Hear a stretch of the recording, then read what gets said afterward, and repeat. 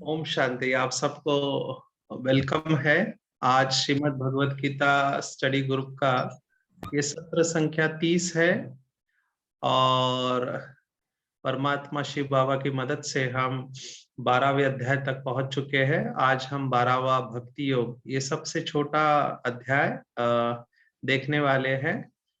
तो परमात्मा शिव बाबा और साकार ब्रह्मा बाबा दोनों का धन्यवाद। आप सबको भी धन्यवाद कि आप इतने उमंग उत्साह से इन सत्रों में पार्टिसिपेट कर रहे हैं और अपने विचार शेयर कर रहे हैं। तो आज हम देखने वाले हैं 12वां अध्याय भक्ति योग। 4 मार्ग हमने देखे। 4 मार्ग कौन से हैं परमात्मा के पास जाने के, कोई बता पाएगा? Basically these are 4 personalities. भक्ति योग, ज्ञान योग, कर्म योग, संन्यास योग। Very good. तो ये 4 पर्सनालिटी होती है, एक दिमाग से काम करने वाले, एक दिल से काम करने वाले, एक हाथों से, और एक वॉक अवे जिसको कहते हैं। हम अंग्रेजी में इसको कहते हैं head, heart, hands and heels. तो दिमाग से काम करने वाले ज्ञान योगी, दिल से प्रेम योगी या भक्ति की भावना दिल में होती है, हाथों से करने वाले कर्म योगी, और जो पैरों से चले जाते हैं घर बार छोड़ के, उनको हम संन्यास कहते हैं। तो head, heart, hands and heels. तो आज का ये जो 12वां अध्याय है भगवत गीता में, जो 18 अध्याय है, उसमें 2 अध्याय सबसे छोटे 20 श्लोक वाले हैं। और जिनको भी भगवत गीता में कॉन्फिडेंस बढ़ाना होता है तो ये 12 और 15वें अध्याय कंठस्थ कर लेते हैं। और ये कोई कठिन काम नहीं है, सहज है 20 श्लोक याद करना। जिनकी मेमोरी अच्छी है, जिनका उच्चारण स्पष्ट है, कई लोगों की ऑडियो मेमोरी अच्छी रहती है, सुना हुआ याद रहता है, कुछ लोगों को देखा हुआ याद रहता है। तो जितने ज्यादा सेंसेस हम इस्तेमाल करेंगे उतनी हमारी स्मृति अच्छी रहती है। भक्ति योग, इसकी विशेषता ये है कि इसको अगर पूरे 1 शब्दों में अगर हम रैप करें तो एक ही शब्द आता है, वो बैलेंस। बहुत अच्छा संतुलन भक्ति योग में बताया हुआ है।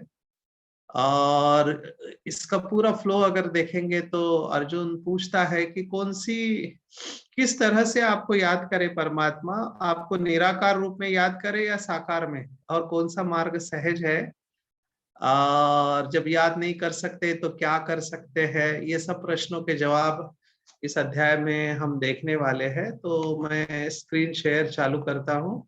12वां अध्याय भक्ति योग।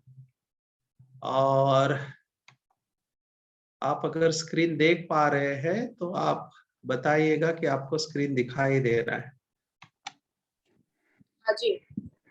ओके। अमरावती वाले मेरा फिर से मुझे स्पॉटलाइट करेंगे तो अच्छा रहेगा। विशाल भाई अगर सुन रहे तो।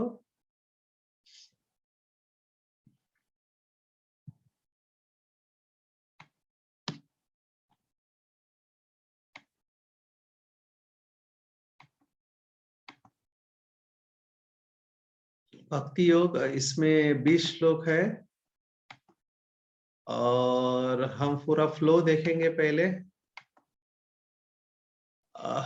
पहले 12 जो श्लोक है वो साकार और निराकार की उपासना करने वाले, उसमें से उत्तम कौन सा है और उसका उपाय का विषय, और फिर भगवत प्राप्त पुरुषों के लक्षण। हमारे लिए ये 13 से 20वां श्लोक बहुत इंपॉर्टेंट है, क्योंकि जो बाबा बैलेंस कहता है वो बैलेंस इस 13 से 20वें श्लोक में बहुत सुंदर शब्दों में वर्णन किया हुआ है।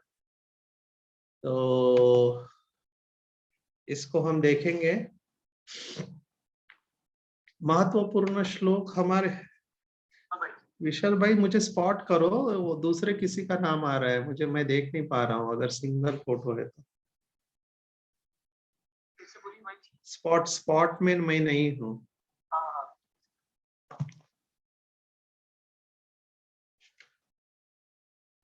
Okay, thank you. तो महत्वपूर्ण श्लोक इस तरह से है। मैया वेश मनो ये मान नित्य युक्ता उपासते। माना जो मेरे अंदर मन और बुद्धि लगाते हैं। फिर सर्वत्र समबुद्धया, सम शब्द बार बार हम देख रहे हैं भगवत गीता में। समदर्शिना हमने देखा, समत्वम योग उच्यते देखा, समबुद्धया सर्वत्र समबुद्धया, ये शब्द भी बहुत इंपॉर्टेंट है। फिर अव्यक्त को याद करना, ये भी शब्द इंपॉर्टेंट है। सबसे इंपॉर्टेंट शब्द जो भक्ति मार्ग में इस्तेमाल करते हैं, इस पुरानी दुनिया को मृत्यु संसार सागर कहा गया है। तो मृत्यु का संसार है ये, जिसको और एक शब्द आया है जो हम आगे भी देखने वाले हैं, वो है अशाश्वतम। ये संसार अशाश्वत है और दुखमय है संसार। तो इसमें से उद्धार करने वाला परमात्मा है। मन और बुद्धि को कैसे उसमें निवेश करना है, सर्व कर्म फल त्यागम, ये भी बताया हुआ है। और त्याग में ही निरंतर शांति है, ये श्लोक है। मय्यार्पित मनोबुद्धि, मन कौन सा भक्त परमात्मा को प्रिय है, तो ये सभी जो शब्द है ये सभी परमात्मा को प्रिय है। जो अपनी मन और बुद्धि को मेरे में लगाते हैं वो मुझे प्रिय है। जो वेगों से मुक्त रहते हैं वो मुझे प्रिय है। सर्वारंभ परित्यागी है वो मुझे प्रिय है। शुभ अशुभ में जो सम रहते हैं वो मुझे प्रिय है। जिनमें श्रद्धा है और मेरे प्रति प्यार है वो मुझे प्रिय है। तो ये सब शब्द है। हम शुरुआत करते हैं। पहला ही श्लोक में अर्जुन कहता है कि जो अनन्य प्रेमी भक्तजन है, निरंतर आपके भजन में लगे रहते हैं और आपको दो रूप से याद करते हैं। एक साकार, जिसको सगुण साकार, और दूसरा निर्गुण निराकार। ये शब्द भक्ति मार्ग है, माना बिंदु रूप में याद करते हैं या साकार में याद करते हैं। तो उसमें से योग्य कौन है, अति उत्तम योग वेत्ता कौन है, योग वित्तमा ऐसे शब्द आया है। इन दोनों में से कौन है, ये अर्जुन पूछता है। तो परमात्मा का जवाब है कि जो भी मुझ में मन को एकाग्र करके निरंतर मेरे भजन ध्यान में लगे हुए, बहुत श्रेष्ठ श्रद्धा से युक्त होकर मुझ सगुण परमेश्वर को भजते, वो मुझको योगियों में अति उत्तम योगी मान्य है। तो यहाँ पर लौकिक भगवत गीता कहती है कि जो साकार में मुझे याद करते। अभी यहाँ पे हमको समझना चाहिए जो बाबा मुरली में कहता है। बाबा मुरली में क्या कहता है, ब्रह्मा बाबा और शिव बाबा के बीच में कोई बता पाएगा इस भाव को देते हुए? देखो, लौकिक भगवत गीता कहते हैं सगुण परमेश्वर को भजते वो मुझे अति उत्तम योगी मान्य है। हमको इसका अर्थ कैसे लेना चाहिए? जो रोज मुरली पढ़ते हैं वो बताए। ज्ञानी योगी तू आत्मा मुझे प्रिय है। नहीं, और कोई जवाब है? अगर ब्रह्मा बाबा नहीं होते तो हम मुरली नहीं सुन सकते थे। ठीक है। पर मन मना भव भी बोलते हैं बाबा जी, मन मना भव नहीं, यहाँ साकार और निराकार की बात चल रही है। उस हिसाब से आप जवाब दो। साकार को फॉलो करना चाहिए। साकार को फॉलो करना चाहिए, ठीक बताया। और ब्रह्मा बाबा की देह को देखते हुए भी उसमें निराकार परमात्मा को देखकर उसके साथ कनेक्शन। सामने ब्रह्मा बाबा दिखते हैं मगर शिव बाबा को याद करना, क्योंकि शिव बाबा का रथ है वो। नहीं, अभी तक जवाब आ नहीं रहा है। नहीं, याद तुम्हें शिव बाबा को करना है लेकिन फॉलो तुम्हें ब्रह्मा बाबा को करना है। यस, फॉलो फादर शब्दों को आप ध्यान में रखो। हम रोज मुरली के सार में देख रहे हैं see father and follow father, do not follow brother and sister. तो see father and follow father माना किसको? आप निराकार को तो देख नहीं पा रहे हैं ना, फॉलो किसको करेंगे? हमारा लक्ष्य क्या है? ब्राह्मण सो फरिश्ता है ना, और फरिश्ता सो देवता है। तो फरिश्ता का रोल मॉडल कौन है हमारे सामने? ब्रह्मा बाबा। ब्रह्मा बाबा। शिव बाबा को समझना मुश्किल है क्योंकि वो बिंदी है, लेकिन ब्रह्मा को समझना बहुत इजी है और उसको कॉपी करना भी इजी है। ठीक है ना? तो बाबा ने बहुत बार कहा है कि आप दोनों में से किसी एक को याद करते हो तो दूसरा ऑटोमेटिकली याद कर होता है। तो अव्यक्त बनने में ब्रह्मा को फॉलो करना है, निराकार बनने में शिव बाबा को याद करना है। आप समझ रहे हैं? तो साकार की महिमा कम नहीं है, क्योंकि निराकार को समझना हर एक के बस की बात नहीं होती है। बुद्धि उतनी सूक्ष्म चाहिए। और आदम की जो महिमा है, आदम एडम या ब्रह्मा, वो कम नहीं है। आदम के बारे में ऐसे कहते हैं कि आदम को खुदा मत कहो, आदम खुदा नहीं है, लेकिन आदम खुदा के नूर से जुदा भी नहीं है। ये बात यहाँ पर आई हुई है कि सगुन को याद करना बहुत इजी है, कॉपी करना। हमको कुछ नहीं सोचना है, जो ब्रह्मा ने कदम रखे वही कदम के ऊपर कदम रखेंगे तो हम बाप समान बन जाएंगे। तो 5 कदम इस संडे के मुरली में आए थे, कोई बताएगा 5 कदम कौन से थे? हाँ जी भाई, पहला था सर्वंश त्यागी, दूसरा है आज्ञाकारी, सदा आज्ञाकारी, तीसरा वफादार बच्चा, और चौथा है विश्व सेवाधारी, और 5वां है कर्म बंधन मुक्त और कर्म संबंध मुक्त। वाह, आप एग्जाम दे के आई है क्या अभी अभी? ये नहीं, पांचों के पास बहुत अच्छा जवाब है आपका, आपने अच्छी तरह से पकड़ा। तो हमको संपूर्ण अवस्था तक पहुंचना है तो सगुण को अच्छी तरह से याद लिखना है, याद करना है।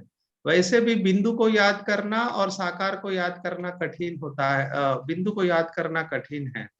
तो यही बात अगले श्लोक में भी आई है कि कैसे ये तीसरा और चौथा, इंद्रियों को वश करके मन बुद्धि से परे सर्वव्यापी अकथनीय स्वरूप और सदा एक रस रहने वाले नित्य अचल निराकार अविनाशी ब्रह्म को निरंतर एक ही भाव से ध्यान करते हुए भजते हैं, वे संपूर्ण भूतों के हित में रत और सब में समान भाव वाले योगी ही मुझको प्राप्त होते हैं। तो इसमें शब्दों को लेना चाहिए कि जो इंद्रियों को वश करके, इंद्रियों को वश करना है, ठीक है ना, और नित्य अचल निराकार अविनाशी परमात्मा के याद में रहना है, तो हम परमात्मा को प्राप्त कर सकते हैं। अभी निराकार में आसक्त चित्त वाले पुरुषों के साधन में विशेष परिश्रम है, क्योंकि देहाभिमानी द्वारा अव्यक्त विषय गति दुख पूर्वक प्राप्त की जाती है। इसलिए निराकार के उपासक बहुत कम है, क्योंकि निराकार को अपनी बुद्धि में पकड़ के रखना ये बहुत मुश्किल होता है। चित्र को पकड़ना बहुत इजी होता है, पर विचित्र को बुद्धि में पकड़ के रखना, बाबा ने एक मुरली में कहा था कि बिंदी खिसक जाती है। बिंदी को पकड़ के रखते हैं लेकिन बिंदी खिसक जाती है। तो आप में से कोई है जो निराकार के ऊपर लंबे समय तक अपने मन और बुद्धि को एकाग्र कर सकता है, जिनके बुद्धि में बिंदु स्थिर रहता है लंबे समय तक? ऐसा कोई है? देखो, एक है स्थूल आंखों से देखना, एक है तीसरी आंख से बाबा को देखना। योग माना तीसरी आंख से बाबा को देखना और बाबा से शक्तियां खींचना। ये हर एक को संभव नहीं होता है, इसलिए इसको कठिन पुरुषार्थ कहा गया है। तो मेरे परायण रहने वाले भक्तजन संपूर्ण कर्मों को मुझ में अर्पण करके मुझ सगुण स्वरूप परमेश्वर को ही अनन्य भक्ति योग से निरंतर चिंतन करते हुए भजते हैं। तो फिर से कह रहे हैं कि दादियों ने बहुत सारे शुरुआत में जो भाई बहने आए थे, क्योंकि ब्रह्मा को देख के साक्षात्कार हुआ था। आज भी आज की मुरली में कौन सी पॉइंट आई है? अगर आप आज की साकार मुरली पढ़ी है, आज 17 मार्च है, तो साकार मुरली में कौन सी पॉइंट आई थी, याद है? इसी संदर्भ में कंफ्यूजन, 3 बायोग्राफी का कंफ्यूजन है। 3 लोगों की बायोग्राफी उथल पुथल बाबा ने कर दिया, शब्द इस्तेमाल किया। कौन सा शब्द इस्तेमाल किया? किस चीज में उथल पुथल हुई है?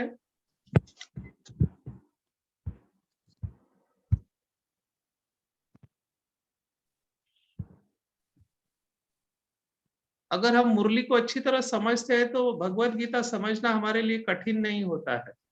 किन चीजों में उथल पुथल हुई है? आज की साकार मुरली की बात, 17 मार्च 2022।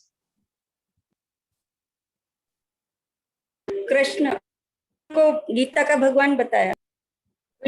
कृष्ण ने इतनी वाइफ थी और बच्चे थे, एक्चुअली ब्रह्मा के वो बच्चे हैं।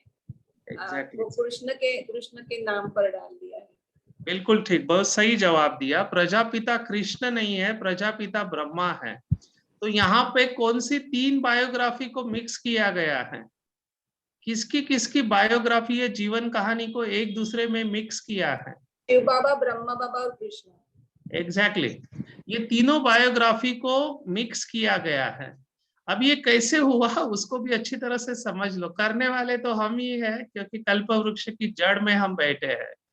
ब्रह्मा बाबा को देख के दादियों को, ये जो स्थापना वाले थे, उनको किसका साक्षात्कार होता था?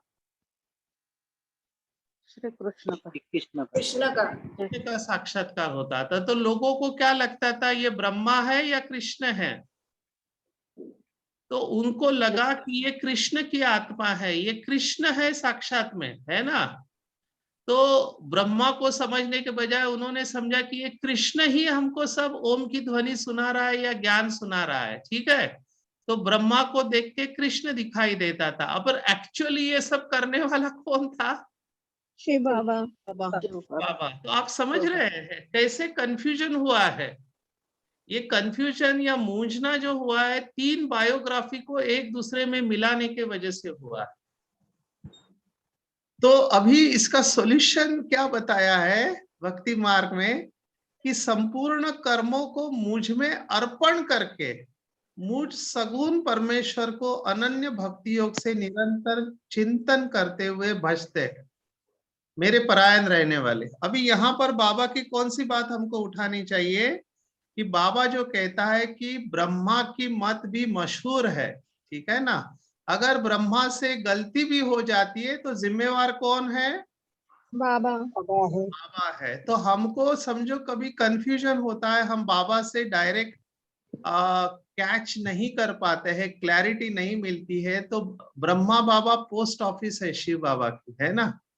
तो ब्रह्मा को अनन्य भाव से उसको भी अर्पण करना है अपने भाव को, या उसको खत लिख के क्लैरिटी ले लेनी है। जो भी हम रिलेशन अनुभव करते हैं शिव बाबा के साथ, किसके थ्रू करते हैं? समझो कि ब्रह्मा के माता पिता है, माता का अनुभव आप शिव बाबा से कैसे करेंगे?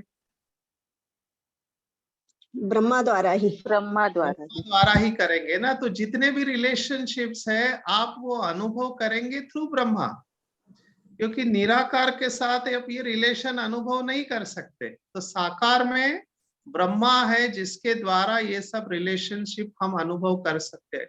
ये बहुत उच्च अवस्था है कि देखो, बहनों के लिए ब्रह्मा बाबा को अपना बनाना इजी है, लेकिन भाइयों के लिए चैलेंज है। अगर बॉडी कॉन्शियसनेस में है तो उसको सजनी या साजन बनाना बहुत मुश्किल होता है। लेकिन अगर भाव में अगर शिव बाबा है तो उसकी फर्क नहीं पड़ता है।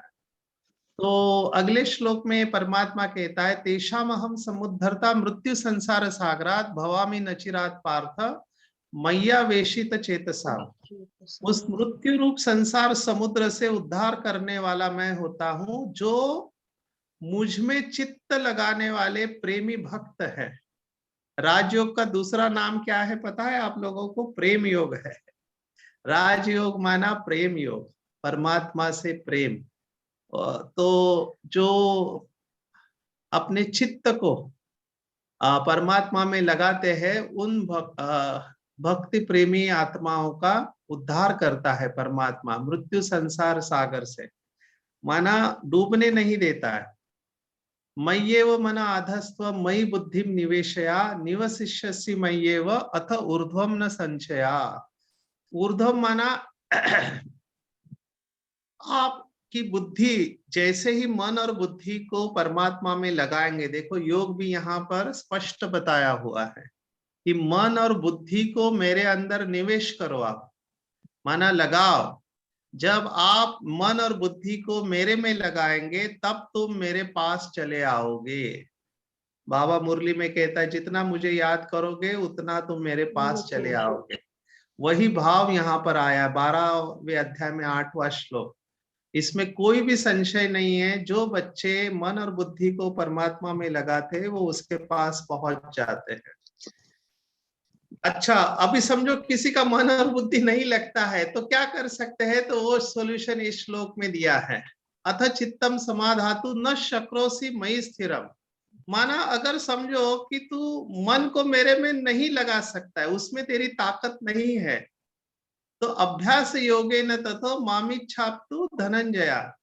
तब क्या करना चाहिए? अभ्यास के द्वारा। अभी अभ्यास का डेफिनेशन दिया हुआ है। अभ्यास में क्या क्या आता है? तो अभ्यास में बहुत सारी बातें आती है। तो भक्ति मार्ग में अभ्यास किसको कहते हैं? भगवान का नाम लेना, उसको गुणों का श्रवण करना, कीर्तन करना, मनन करना, श्वासोश्वास जाप करना, या शास्त्रों का पठन पाठन, ये सब क्या आता है? इसको अभ्यास कहते हैं। तो इसके द्वारा तुम मुझको प्राप्त करने की इच्छा कर है अर्जुन। अगर तुम मन नहीं लगा सकता मेरे में, तो ये सब कर्म कांड किस लिए बताए हैं? कर्म कांड इसलिए बताए हैं क्योंकि सभी का मन लग नहीं सकता है। जैसे सेवा बाबा ने क्यों दी है? जिन बच्चों का योग नहीं लगता है वो सेवा करे, क्योंकि बैठ के बुद्धि को स्थिर करना ये हर एक के बस की बात नहीं है। अभी अगला श्लोक क्या कहता है आप देख सकते हैं। अगला श्लोक कहता है कि अभ्यासे अप्य समर्थ असि मदर्थम अपि कर्माणि कुर्वन् सिद्धि वाप्स्यसि।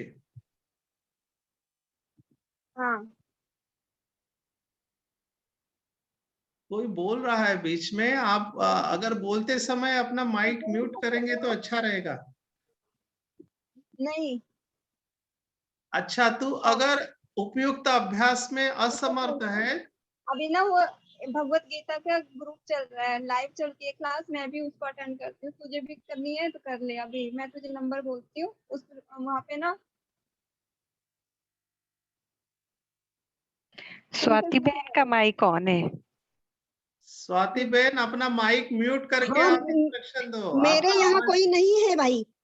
मेरे यहाँ कोई, मैं अकेली बैठी हूँ बाबा के पास। तो कोई किसका बात है नहीं, ये आवाज? तू अटेंड तो कर ले बस एक बार। तुझे आंसर मन थोड़ा चेंज हो जाएगा, इसलिए कह रही हूँ।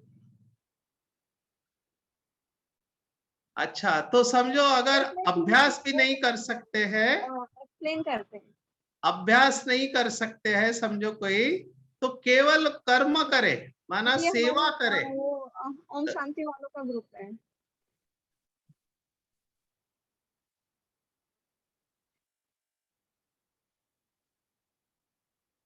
तो अगर अभ्यास तो नहीं है ना अभी, भाई जी आप ही म्यूट कर दो। वो ज्यादा रजनी बेन का ऑन है।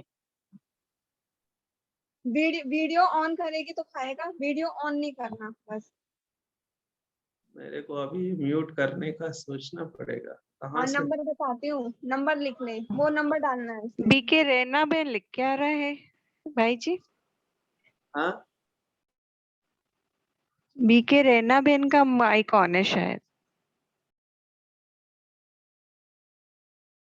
चलो मैंने सबको म्यूट कर लिया। मैं चाहता था कि आप पार्टिसिपेट करें, पर ठीक है। ये बाबा के बच्चे थोड़े इमोशनल हो जाते हैं। ये मेरा नहीं था, वर्षनी बहन का था। मैं जस्ट बोल रही थी कि म्यूट करें। तो मेरे चैट पढ़ के मेरा ही ऊपर डाल दिया। Anyway, no problem, drama repeat हो रहा है। तो समझो पहले तो मन बुद्धि को लगाओ। अगर मन बुद्धि नहीं लगती तो अभ्यास करो। अगर अभ्यास भी नहीं कर सकते हैं तो कर्म करो, है ना? कुछ ना कुछ तो करो, पर वो सब क्या करना चाहिए? भगवद अर्थ कर्म करना है। इसलिए निमित्त कर्मों को करता हुआ तू परमात्मा को प्राप्त करेगा, ऐसा भाव है। देखो 3 स्टेप्स बताए हैं।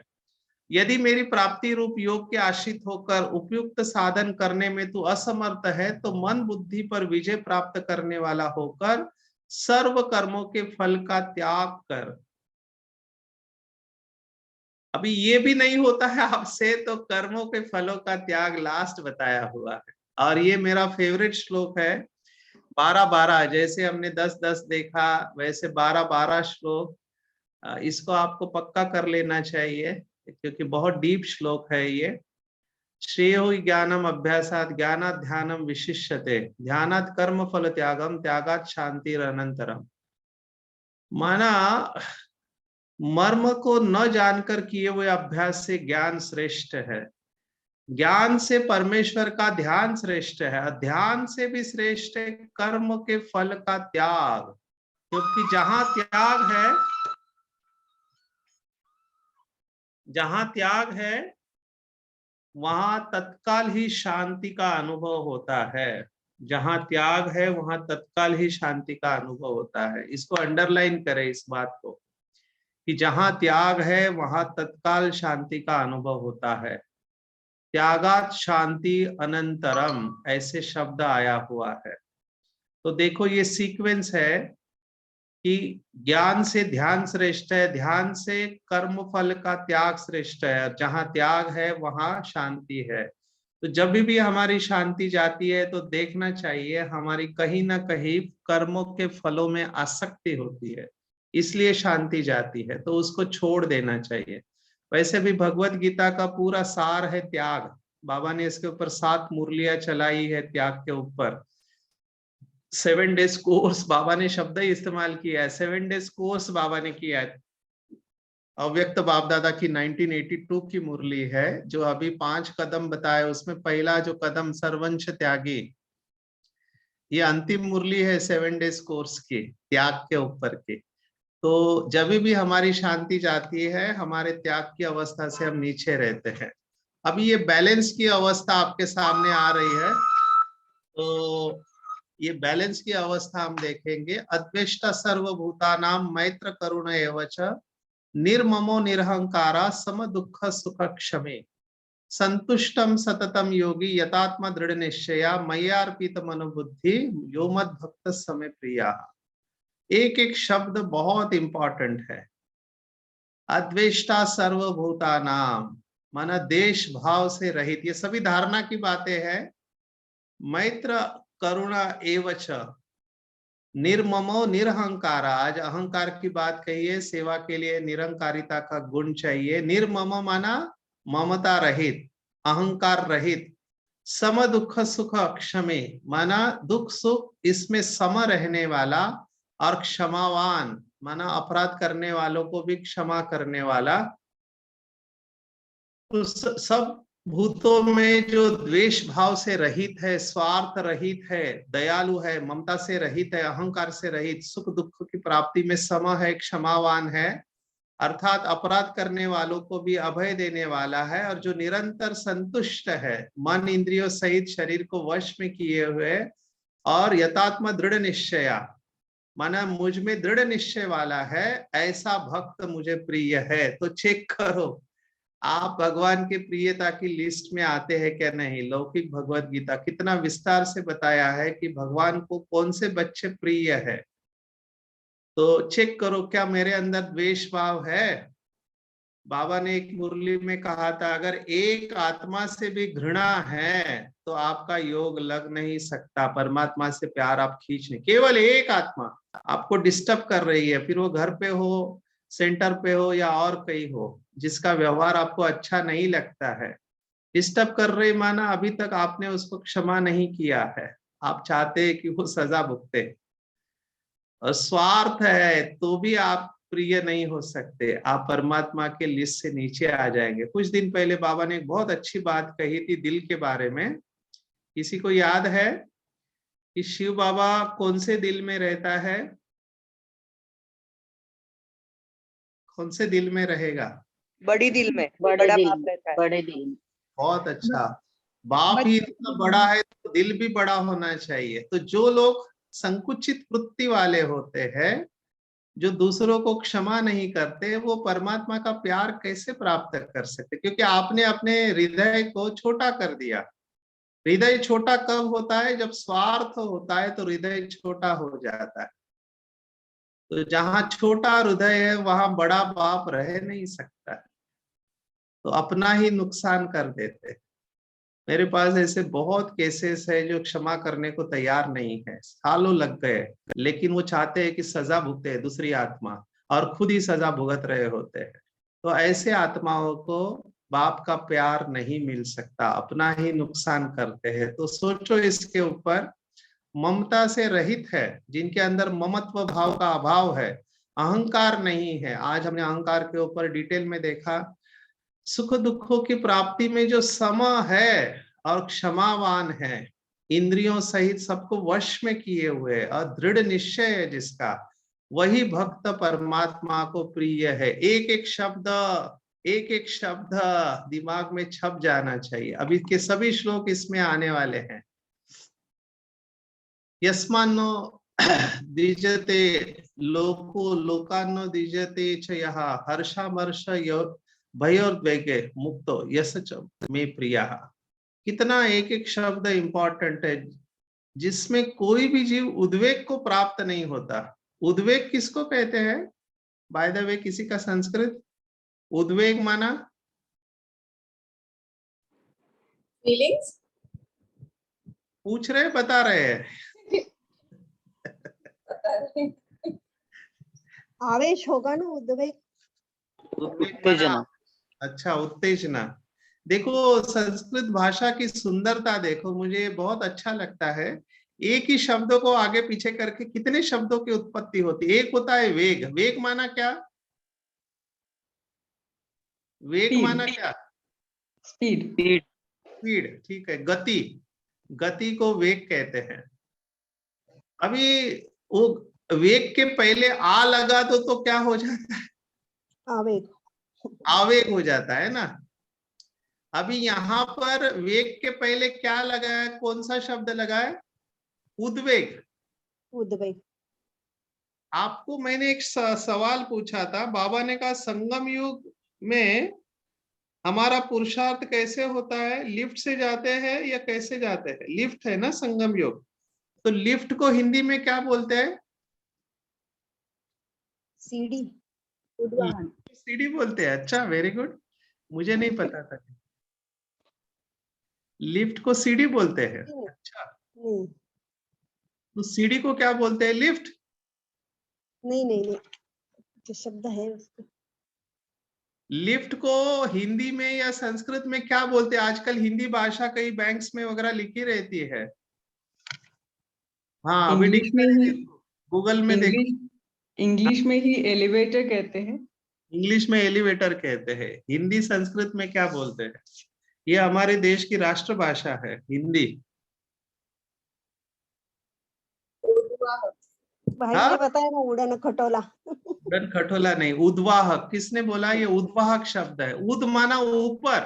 हाँ, उद्वाहक। ये शब्द देखा था, उदासीन शब्द। उदासीन माना उच्च अवस्था में स्थित। तो उद्वाहक माना ऊपर ले जाने वाला। तो यहाँ पे उद्वेग है। उद्वेग माना अंदर से आपको ऐसी अवस्था में लेके जाता है। वेग है, इसको अंग्रेजी में इमोशंस बोलते हैं। तो इमोशंस में मोशन है, मोशन को कंट्रोल करना मुश्किल होता है। तो उद्वेग को प्राप्त नहीं होता है। अच्छा, बैटरी थोड़ा लो,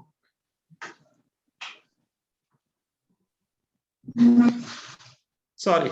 तो एक्साइटमेंट शब्द ठीक है, जो उत्तेजना कहते हैं ना। तो उत्तेजना किसी भी प्रकार से, तो उत्तेजना को प्राप्त नहीं होता है जो स्वयं भी किसी जीव से उद्वेग को प्राप्त नहीं होता है। तथा जो हर्ष और अमर्ष, अभी हर्ष तो समझ सकते हैं, अमर्ष माना ईर्ष्या।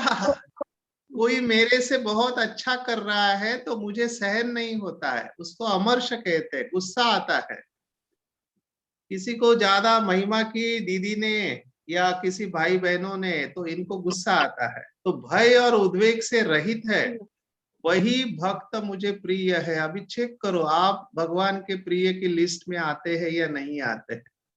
अगर इसमें से एक भी क्वालिटी की कमी है तो प्रिय की लिस्ट में है। बाबा कहते हैं, अभी ये बाबा कहते उदासीन, हैं, हाँ, बाबा कहते हैं कि अगर आप दूसरों को देखेंगे तो आप पुरुषार्थहीन हो जाएंगे। कि आप जो या तो उनके प्राप्ति से बहुत कम महसूस करेंगे या फिर अप्राप्ति से अपने आप को ज्यादा समझेंगे, तो आप पुरुषार्थहीन हो जाते हो। तो दूसरों को देखना ही नहीं है। हम इसके ऊपर आएंगे क्वेश्चन आंसर सेशन में। अनपेक्षा सुचिर दक्ष उदासीनो गतव्य था। उदासीन शब्द देखो इधर इधर आया हुआ है। सर्वारंभ परित्यागी यो मत भक्त समय प्रिया। आकांक्षा से रहित है। अभी मुझे बताओ, आकांक्षा किसको कहते हैं? इच्छा। नहीं, इच्छा और आकांक्षा में क्या फर्क है? एंजाइटी। अच्छा, आकांक्षा इज एंजाइटी। गोल तो चिंता गोल किस, हाँ, गोल व लक्ष्य। अच्छा, गोल व लक्ष्य, तो लक्ष्य अच्छा नहीं है क्या? इसको आकांक्षा से नहीं, महत्वाकांक्षा से कहते हैं। हाँ, आकांक्षा में महत्वाकांक्षा शब्द है एक्चुअली, पूर्ण शब्द महत्वाकांक्षा, जो बहुत एम्बिशियस होते हैं, बाहर भीतर से शुद्ध, अनपेक्षा शुचिर दक्ष, अंदर और बाहर से साफ है, पक्षपात से रहित है, पक्षपात नहीं करते, और दुखों से छुटा हुआ है, वह सब आरंभों का त्यागी मेरा भक्त मुझे प्रिय है। बेसिक है, अंदर बाहर साफ होना चाहिए, टू मच महत्वाकांक्षा नहीं रखनी चाहिए। क्या होता है, रेस करना, बाबा कहता है कि आपस में रेस करो, लेकिन रेस करते करते रीस में आ जाते हैं। बाबा का शब्द है, रेस और रीस में फर्क है। रीस माना ईर्षा, तो ये बहुत बड़ा अवगुण है जो परमात्मा के प्यार से हमको दूर लेके जाता है। सब आरंभों का त्याग मतलब क्या कहना है? सर्वारंभ परित्यागी, बहुत अच्छा सवाल। कोई बताएगा इसका जवाब? क्या, किस भाव से ये शब्द आया है?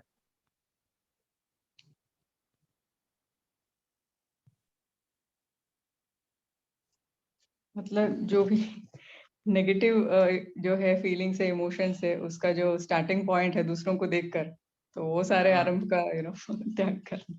संकल्पों में भी त्याग, सॉरी, शुभ और अशुभ कहना है क्या? क्या संकल्पों में भी त्याग, जो संकल्प में आता है ना सबसे पहले, हाँ हाँ हाँ हाँ, उसका त्याग। Very good. ये बहुत अच्छी बातें आप सुना रहे हैं, लेकिन काश ये प्रैक्टिकल में लाते तो कितना फर्क हो जाएगा, कितना फास्ट परिवर्तन हो जाएगा। बाबा ने मुरली में कहा है कि संकल्प में भी नहीं आना चाहिए, क्योंकि बहन जी ने ठीक पकड़ा कि शुरुआत ही संकल्प से होती है, ठीक है ना। संकल्प में भी मांगने की इच्छा नहीं चाहिए कि मुझे ये चाहिए। तो सर्वारंभ परित्यागी माना बिन मांगे मिले, कौन सा वो कहावत क्या है? जो बिन मांगे मिले वो दूध, वो मांग के मिले वो पानी, और जो छीन के ले वो खून बराबर।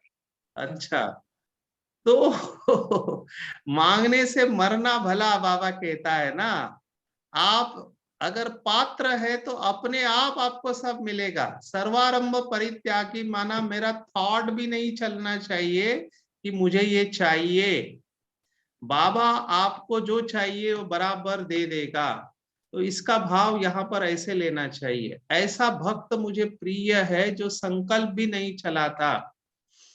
यो न हर्षति न द्वेष्टि न शोचति न कांक्षति। अब ये देखो, चार बातें सीधा क्या बोलते हैं, बाउंड्री लगा दी है। बाउंड्री है ये, न हर्षति न द्वेष्टि न शोचति न कांक्षति। न द्वेष करता है, न बहुत खुश होता है, हर्षित होता है, जो शोक नहीं करता है और न कामना करता है। और शुभाशुभ परित्यागी भक्ति मान्य समय प्रिय। शुभ और अशुभ संपूर्ण कर्मों का त्यागी है, माना कुछ भी वो स्वीकार नहीं करता है। अभी दादी गुलजार का जो हुआ था अव्यक्त लोक का अनावरण, पुण्यतिथि थी, तो जिन्होंने भी दादी की पालना ली, गुलजार दादी की, उन सभी ने एक कॉमन बात बताई गुलजार दादी के बारे में। कौन सी बात रही होगी? तो सभी ने कहा दादी कभी भी महिमा स्वीकार नहीं करती थी, महिमा स्वीकार नहीं करती थी दादी। तो शुभ और अशुभ संपूर्ण कर्मों का त्यागी है, वही भक्ति युक्त पुरुष मुझे प्रिय है। उनको निरसंकल्प क्यों कहा? मतलब कोई भी संकल्प ना हो, ऐसे तो नहीं हो सकता। नहीं, उसका भाव समझना चाहिए। निरसंकल्प का मैं आपको स्टोरी बताऊंगा तो महसूस होगा। एक बार मेला था दिल्ली में, तो दादी के ऊपर जिम्मेवारी थी, क्योंकि दादी नॉर्थ के लिए निमित्त थे। अभी मेले में बाबा ने बहुत बार कहा कि आपको इंश्योरेंस निकालना चाहिए, क्योंकि मेले में बहुत कुछ हो सकता है। अभी बहुत बड़ा मेला था, बड़े मैदान में था, तो आग लग गई मेले में। तो दादी के पास सभी आए भागते हुए, दादी ने और दादी को कहा दादी आग लगी है, क्या करे, सूझ नहीं रहा है। दादी ने कहा जाओ कोई बात नहीं, पानी डालो, और दादी बिल्कुल शांत हो गए। और ये लोग सभी एक्साइट हुए थे। तो दादी एक्साइट नहीं होती थी कभी भी, कुछ भी हो जाए, बिल्कुल शांत स्वरूप अवस्था, माना व्यर्थ संकल्प बिल्कुल नहीं। निर्संकल्प का मतलब ये नहीं है कि संकल्प नहीं करना। संकल्प तो दादी के बहुत पावरफुल होते थे। आपको और एक अनुभव सुनाते हैं। दादी 2 साल से ज्यादा, मुझे पता नहीं एग्जैक्टली कितना समय मुंबई में थी, तो एक दिन दादी कुर्सी पे ऐसे ही बैठी थी गामदेवी सेंटर पर। बहुत लंबे समय से दादी ऐसी ही बैठी थी और ऐसे कहीं खोई हुई है। तो हमारे आदरणीय बनारसी भाई उनके पास गए और दादी को पूछा कि दादी क्या कर रहे हो। तो दादी ने कहा कि इस समय लोग बहुत दुखी हैं। देखो दादी को तकलीफ हो रही है, लेकिन दादी कह रही इस समय लोग बहुत दुखी हैं, है ना, उनको बहुत दुख है, तो उनका दुख दूर करने के लिए हमको वाइब्रेशन भेजना चाहिए। माना दादी वो वाइब्रेशंस को कैच करती थी। तो आप समझ सकते हैं ये आत्मा कौन सी अवस्था पर पहुंची होगी। 1 मिनट, मैं थोड़ा सा यहाँ पर धूप आ रहा है जी।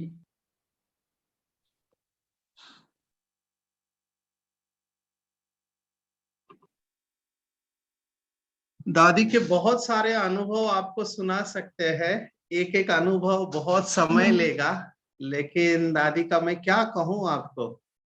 निर्संकल्प माना डिफिकल्ट सिचुएशन में भी बिल्कुल शांत रहने वाली दादी, इसीलिए वो शरीर से जल्दी डिटैच हो सकती थी। तो अपने को चेक करना है। ये अगला श्लोक है, समशत्रौ च मित्रे च तथा मानापमानयो शीतोष्ण सुख दुखेषु समसंग विवर्जितः।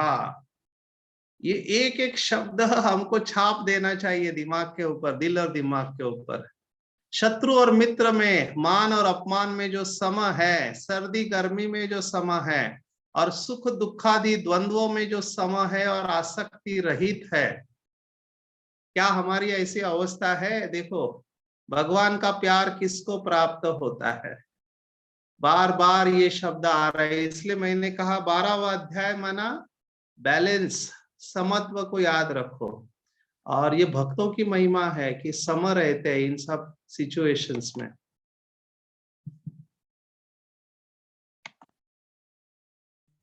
तुल्य निंदा स्तुतिर मौनी संतुष्ट येन केनचित् अनिकेता। अनिकेत शब्द बहुत सुंदर है। अनिकेत कई भाइयों का नाम रहता है, अनिकेत भाई। अनिकेत का अर्थ क्या है? अनिकेत माना जहां आपका रहने का ठिकान है, वहां पे आपका कोई आसक्ति नहीं है, मेरा सेंटर, मेरा घर कुछ नहीं है, उसको अनिकेत कहते हैं। तो तुल्य निंदा स्तुतिर मौनी माना निंदा और स्तुति इनको समान मानने वाला और संतुष्ट रहने वाला, स्थिर बुद्धि, स्थिर मति शब्द आया है। ऐसा भक्त मुझे बहुत प्रिय है। तो चेक करो क्या मेरे अंदर ये विशेषता है। और ये आखिरी श्लोक है 12वें अध्याय का, ये तो धर्मामृतम इदम यथोक्तम पर्युपासते श्रद्धा नाम मत परमा भक्तास्ते अतीव में प्रिया। श्रद्धा युक्त पुरुष मेरे परायण होकर इस ऊपर कहे हुए धर्म में अमृत को निष्काम भाव से सेवन करते हैं, वे भक्त मुझको अतिशय प्रिय है। तो ये है भक्ति योग 12वां अध्याय।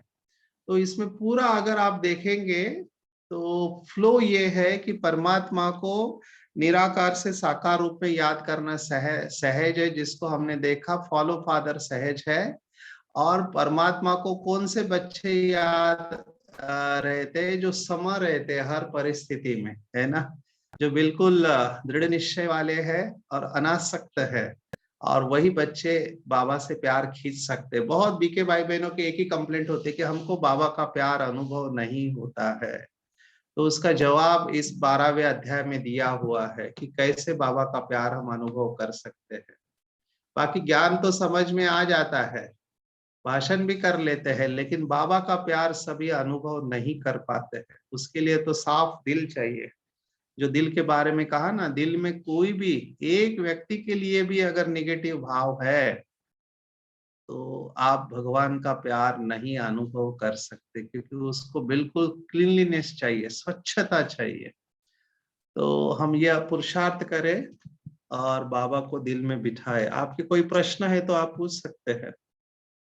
सबसे छोटा अध्याय है, इसलिए हमने जल्दी पूरा किया और कठिन नहीं था मेरे हिसाब से, क्योंकि ये सब धारणा की बातें, खास करके अगले जो लास्ट के 7-8 श्लोक है, उनको बराबर छापना चाहिए अपने अंदर। हम फिर से देखने वाले 16वें अध्याय में दैवी और आसुरी संपत्ति, उसमें ये पता चलेगा। तो आपके कोई प्रश्न है तो आप अभी पूछ सकते हैं।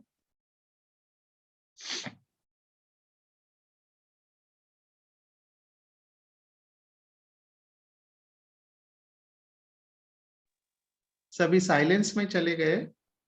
ओम शांति भाई। अच्छा, बोला। बाबा जो कहता है कि आटे में नमक मिसल है गीता, तो ऐसा क्यों कहा है? इस चैप्टर से संबंधित क्या है? इस चैप्टर से नहीं, पूरे वो हम देखने वाले, जब 18 अध्याय पूर्ण हो जाएंगे ना, तो आपके इस सवाल का जवाब मिल जाएगा। ठीक है, ओके ओके ओके। इसका जवाब है, आप ये क्वेश्चन पार्क करके रखना, क्योंकि एट दिस स्टेज जब बताएंगे तो उसका महत्व कम हो जाएगा। ओके क्योंकि आगे अभी और 8 अध्याय बाकी है ना, 6 अध्याय हाँ। बाकी है। तो आपका सवाल ठीक है, बाबा जो भी कहता है उसके पीछे राज है। लेकिन समय के पहले अगर बच्चा पैदा होता है तो जिंदा नहीं होता है वो, उसको 9 महीने के बाद ही आना चाहिए। ठीक है, ओके ओके। आज के अध्याय के बारे में बताओ।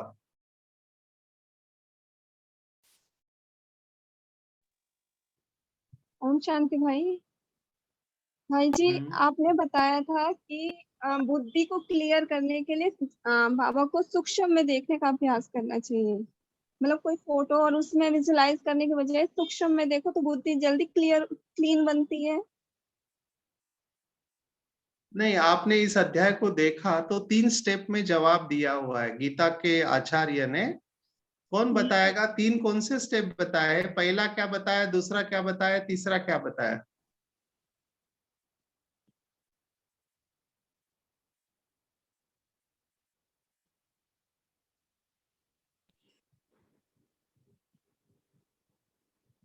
कैसे याद करना है? अगर ये नहीं हुआ तो ये नहीं हुआ तो ये। ज्ञान एक तो ज्ञान, भक्ति और ज्ञान, भक्ति और कर्म, अभ्यास। एक योग बताया बाबा ने, दूसरा अभ्यास बताया, अभ्यास करो। और उससे भी अगर नहीं प्रेम प्राप्त करते हो तो फिर आप कर्म करो, जो बाबा यज्ञ सेवा बोलता है। बाबा वेरी ने गुड। एक तो कीर्तन करना, जैसे महिमा करना बाबा की, उसके थ्रू कहा है। और एक आकारी रूप को देखना बाबा का, ब्रह्मा बाबा के आकारी रूप को, और तीसरा निराकार को देखना। ये 3 स्टेप है शायद। पर वो स्टेप्स बराबर जाना चाहिए। फर्स्ट सेकंड, मन को थर्ड, पहले थर्ड। मन को अर्पण करो, बाबा ने कहा। फिर कर्म को अर्पण करो, कर्म फलों का त्याग करो।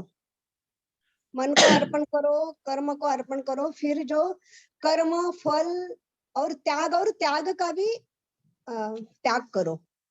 अच्छा, चलो अच्छा है। मुरली मिक्स हो रही है, भगवत गीता मिक्स हो रही है, कुछ तो समझ में आ रहा है। लेकिन आप ना, अगर आप गीता के आचार्य की पोजीशन में जाओ ना, तो आपको समझ में आ जाएगा कि उन्होंने ऐसी बातें क्यों कही हुई है। मैं फिर से कह रहा हूँ, बाबा मुरली में, ज्ञान, ध्यान, कर्म। एक मिनट, बाबा मुरली में कहता है कि मेरे 3 प्रकार के बच्चे, एक प्यादे है, एक घुड़सवार है और एक महारथी है ना। तो हर एक की बुद्धि की लेवल अलग अलग है। तो जिसकी जैसे बुद्धि होगी उसको वैसा पुरुषार्थ करना चाहिए। ठीक है, कई लोगों को बुद्धि सूक्ष्म नहीं होती है। जैसे महारथी की डेफिनेशन बाबा ने दी, महारथी माना जिसका महीन पुरुषार्थ होता है, उसको महारथी कहते हैं। तो जिसकी बुद्धि जितनी सूक्ष्म होगी उतना वो एकाग्र जल्दी हो पाएंगे, है ना, डिटैच जल्दी हो पाएंगे। जिसकी जितनी मोटी बुद्धि होती है वो ये सब बातें नहीं कर पाएंगे। तो उनके लिए कर्म करना ठीक है, फिजिकल एक्टिविटी। जैसे भक्ति मार्ग में मैं आपको उदाहरण देता हूं कि एक कहानी ऐसे आती है कि एक ऐसा ही सन्यासी जिसको कुछ नहीं आता था, तो आखिर में गुरु ने उसको जूते साफ करने की सेवा दी कि तेरे को कुछ आता नहीं है, तू बस ये जूते साफ करके रख दे सबके। तो जो भी आता था उसके जूतों को वो साफ करते गया। तो जूते साफ करते करते उसके अंदर लगन लग गई कि जूते के ऊपर जो धूल जमी हुई है उसको साफ करना, उसको चमकाना। और जैसे वो जूतों को चमकाने लगा, उसके अंदर से ये भाव आने लगा कि कैसे ये जूते डस्ट से खराब हो जाते हैं, मैले हो जाते हैं, इसको चमकाने के बाद कितने सुंदर लगते हैं। तो बाहर से जूते साफ करने की क्रिया स्थूल रूप में वो कर रहा था, लेकिन जूते साफ करते करते करते करते उसके अंदर की मैल भी साफ होने लगी, उसको स्वच्छता अच्छी लगने लगी। तो उसके अंदर भी कोई कचरा चला जाता था तो उसको झटक देता था। तो जूते साफ करने का कर्म करते करते वो अंदर की साफ सफाई के ऊपर ध्यान देने लगा और उसका अंतर्मन निर्मल और स्वच्छ होने लगा। और जैसे अंतर्मन निर्मल और स्वच्छ होने लगा तो वो साधना या तपस्या के श्रेष्ठ लक्ष्य को प्राप्त कर सका। ये कैसे किया? क्योंकि उसकी दिमाग काम नहीं कर रहा है, उसके अंदर ज्ञान नहीं बैठ रहा है, लेकिन कर्म के द्वारा वो स्वच्छता के ऊपर पवित्रता की तरफ चला गया। आप समझ रहे हैं? और कई लोग होते हैं जिनको अकेला, अभी कई बाबा के ऐसे बच्चे हैं जिनको म्यूजिक ही अच्छा नहीं लगता है, उनको गाने अच्छे नहीं लगते हैं, उनको बस साइलेंस अच्छा लगता है, क्योंकि शायद वो लंबे समय तक साइलेंस में रहे, अकेले रहे हैं, तो उनको आवाज अच्छा नहीं लगता है। अभी ये उनकी पर्सनालिटी है। अभी दूसरा जहां आवाज चल रहा है वो उनको बिल्कुल अच्छा नहीं लगता है। तो इनको क्या करना चाहिए? तो इनके लिए लास्ट स्टेप है कर्म फल त्यागम, सब कुछ छोड़ देना चाहिए। तो उनके लिए वो पर्सनालिटी फिट बैठती है। तो आपको देखना चाहिए कि ड्रामा प्लान अनुसार मेरी पर्सनालिटी इस समय कौन सी है। आइडियली आप चारों स्टेज में एडजस्ट हो जाना चाहिए, लेकिन अगर नहीं होता है तो एक बात को पकड़ के आप चलो तो भी आप संपूर्ण अवस्था तक पहुंच जाएंगे। ये इसका भाव है। तो अपने बुद्धि को, रजनी बहन, अगर आपको स्वच्छ करना है तो पहले ये पूछो कि मेरी पर्सनालिटी कौन सी है, मेरी बुद्धि में कितनी ताकत है, क्या मैं मन और बुद्धि को एकाग्र कर सकता हूँ बिंदु के ऊपर लंबे समय तक। अगर नहीं होता है तो स्थूल कर्म से मुझे जाना चाहिए। स्थूल कर्म से मैं आगे बढ़ूंगा तो मेरे द्वारा ये संभव हो जाएगा। ठीक है? हाँ जी भाई। और किसी का कोई प्रश्न है? भाई जी, पर्सनल सवाल है आपसे कि आप कितनी देर बिंदु रूप पर स्थित रहते हैं? कल से मैं देख रहा हूँ मेरे ऊपर अटैक हो रहा है। कल भी पूछा गया था।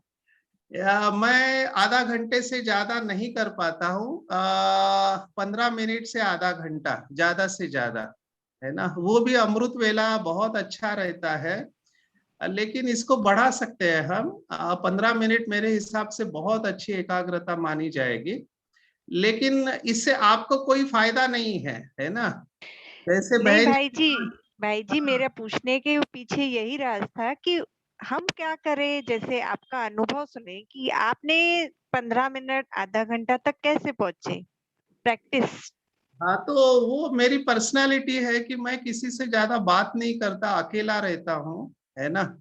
मैं टीवी नहीं देखता, न्यूज नहीं पढ़ता, है ना, और थोड़े में ही निपटा के साइड में हो जाता हूँ। तो ये पर्सनालिटी कई लोगों को रिजेक्ट करती है, क्योंकि किसी से ज्यादा मिलते नहीं, हालांकि काउंसलर है। तो अकेला रहने का बहुत काल का अभ्यास है। अपने हाथ से भोजन बनाते, किसी हाथ का भोजन खाते नहीं, एक्सेप्ट मधुबन में आते हैं तो दूसरा ऑप्शन नहीं होता है, लेकिन ज्यादा से ज्यादा अकेले रहते हैं हम। तो ये बहुत साल का अभ्यास है। ऐसे स्पष्ट अनुभव होता है कि लंबे समय तक सन्यासी रहे हुए हैं। क्योंकि सन्यासियों के ये संस्कार होते हैं, जंगल में जाना। मुंबई में भी रहते तो जंगल में जाके बैठते थे कई समय तक। ये पर्सनल बातें हैं, लेकिन क्योंकि वो अकेलापन खींचता है और उसमें सुख अनुभव होता है। मैं घड़ी देख के कभी योग नहीं करता हूँ। लोग अमृत वेला घड़ी देखते हैं, मैं बिल्कुल घड़ी नहीं देखता हूँ। योग करते समय घड़ी बंद रहती है। इनफैक्ट अमृत वेले को, अभी मधुबन में हूँ तो जो घड़ी लगाई हुई है तो उसका टिक टिक का आवाज भी मेरे को डिस्टर्ब करता है, तो मैं उसका सेल निकाल देता हूँ। क्योंकि घड़ी देख के योग करना मेरे फितरत में नहीं है, मेरी पर्सनालिटी नहीं है। जितना हो सके बिना घड़ी के जितना लंबे समय तक बैठ सकूं तब मैं बैठता हूँ। तो बहुत अच्छा अनुभव करता है। आजकल तो बाबा बहुत जल्दी उठा देता है। और चलते फिरते हल्कापन का अनुभव होता है। बहुत सारे स्वमान का अभ्यास करते हैं, बहुत सारा चार्ट रखते हैं। तो ये 15-20 साल का पुरुषार्थ है जो अभी रिजल्ट दे रहा है, ऐसे मुझे लगता है। तो आप भाई भी जी हम गृहस्थ में रहते, हम फिर क्या करें? बहुत आप कुछ कर एकांत में सकते हैं। रहते हो, अकेले में रहते हो। नहीं नहीं, ऐसे नहीं कि गृहस्थ वाले पुरुषार्थ नहीं कर सकते। अगर आप अपना चार्ट अच्छी तरह से रखते हैं, ट्रस्टी बन के चलते हैं, तो बाबा ने कहा गृहस्थी वाले भी नंबर ले सकते हैं। सिर्फ देखते हुए नहीं देखना और सुनते हुए नहीं सुनना, ये इस अभ्यास को पक्का करना चाहिए आपको। नहीं भाई जी, 5 मिनट से ज्यादा बिंदु पर एकाग्र हो ही नहीं सकते। ऐसा है कोई अनुभव। बात नहीं, 5 मिनट बहुत बड़ी अवस्था में कहूंगा।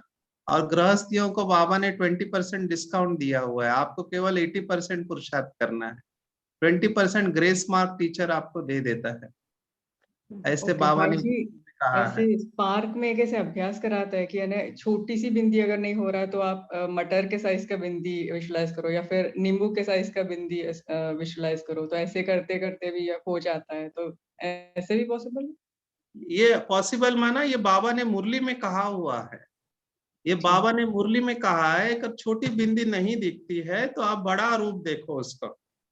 क्योंकि अल्टीमेटली आपको बॉडी कॉन्शियसनेस को भूलना है, देहभान को भूलना है। जितना बहुत। देहभान को भूलते जाएंगे ना, तो आप बिंदी में स्थित होना आपके लिए सहज हो जाएगा। लेकिन इसके लिए बुद्धि की बहुत एकाग्रता चाहिए, स्वच्छता चाहिए, और अभ्यास से ये संभव है, ऐसे मुझे लगता है। अच्छा, मुरली का डेट मुरली या फिर ये ईयर? पता नहीं, ईयर। साकार मुरली में आया था, अभी वो ढूंढना मुश्किल है, लेकिन बाबा ने मुरली में कहा है। अच्छा। ओके। हाँ। ऐसे भी ट्राई कर सकते हैं ना, छोटा नहीं, कम से कम वॉल पे कुछ ऐसे बना के कोई बिंदी, तो उस पे भी। अभी देखो, हमको और एक फायदा हुआ, आपने अच्छा या वॉल का याद दिला, हमने हिप्नोटिज्म सीखा है। तो हिप्नोटिज्म में क्या करते हैं वो, कि सर्कल बनाते हैं, बड़े सर्कल के अंदर छोटा, उसके अंदर छोटा, उसके अंदर छोटा।